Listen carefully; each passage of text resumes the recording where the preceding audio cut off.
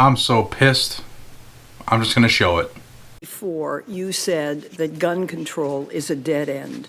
It won't reduce the level of violent crime in our society. The year you made this comment, I introduced a federal assault weapons ban, and the president signed it into law. A 2016 study shows that compared with the 10-year period before the ban was enacted, the number of gun massacres between 94 and 04 fell by 37%, and the number of people dying from gun massacres fell by 43%. In addition, between 2004 and 2014, there has been a 183% increase in massacres and a 239% increase in massacre deaths. Do you still believe that prudent controls on weapons won't reduce violent crime? And if so, what is your basis for this conclusion? We need to really get some energy behind it and get it done. And I also think we need to push along the ERPOs so that we have these red flag laws to supplement the use of the background check to find out if someone has some mental disturbance.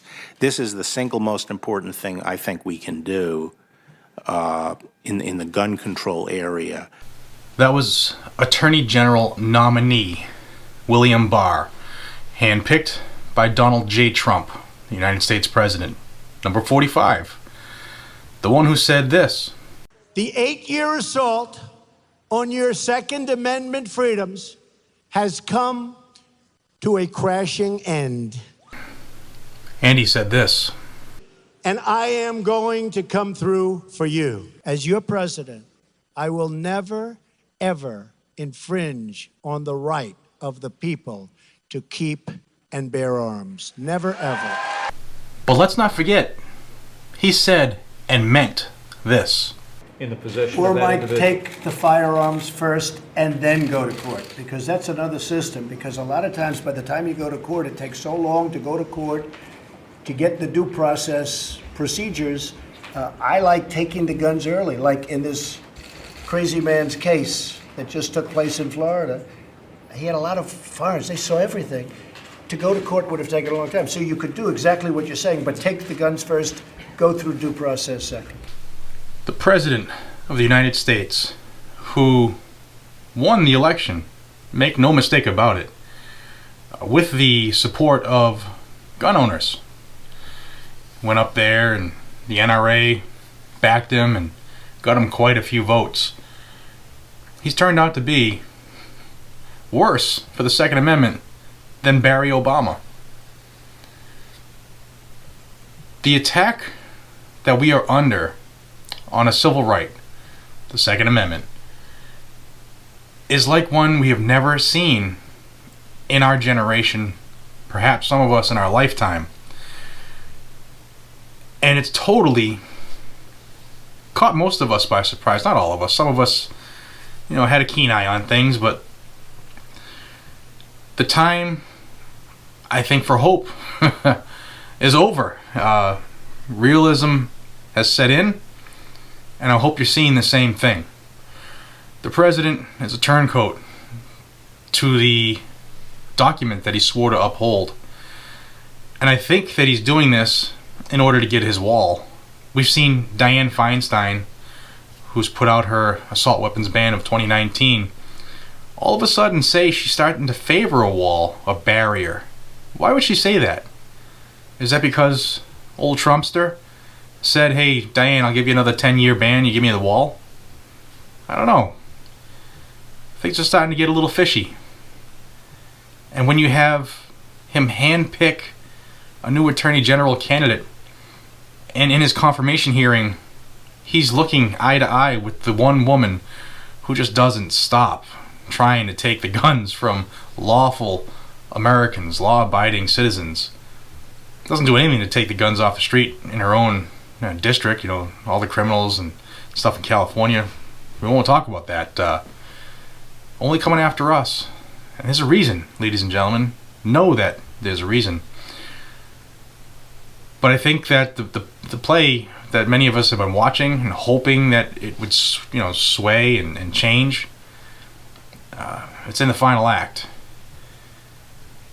And if this guy gets in, hell's gonna show up.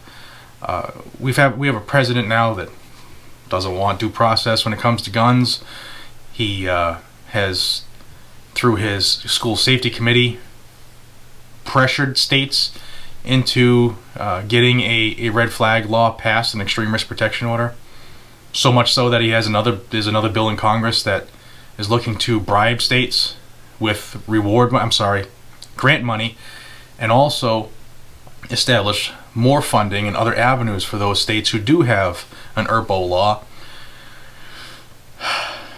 Frustrating. So while I sit back and think of other ways to go about what I do here, I'm going to supply everybody out there with some avenues way to vent. I'm going to have the president's 2020 campaign information up here. It'll be in the description, rather, for you all. Click as you see fit. Remember, it's still the president's office. Be respectful, because if not, you will get a knock on the door by Secret Service and you will screw your own life. But I'm going to have his Facebook, Twitter, Instagram, and their YouTube channel.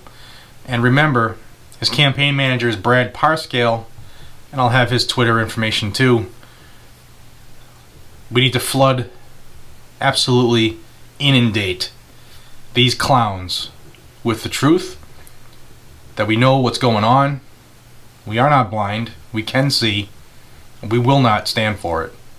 Please subscribe to this channel. This is where you're going to get this type of information. I'm just very frustrated right now. There are a couple more states that submitted red flag laws yesterday and today, and I'll probably get to those tomorrow because, man, I'm pissed. And you should be too. Please subscribe to the channel, thumbs up this video so that other people can see it, because you know what YouTube's doing to me lately. My numbers are actually dropping right now. So please help me in that endeavor. If you haven't subscribed, please do it. Make sure that you are still subscribed if you have done it before, because they're playing that game too. Also, check out the links in my description. Join my other social media, because you never know when one goes away. Check me out on Gunstreamer as well, because when YouTube goes away, Gunstreamer is going to be live and well. And until we see each other again, this is Jared from Guns and Gadgets. Be safe. Stay vigilant. Carry a weapon. Trying times are coming, folks. Be well.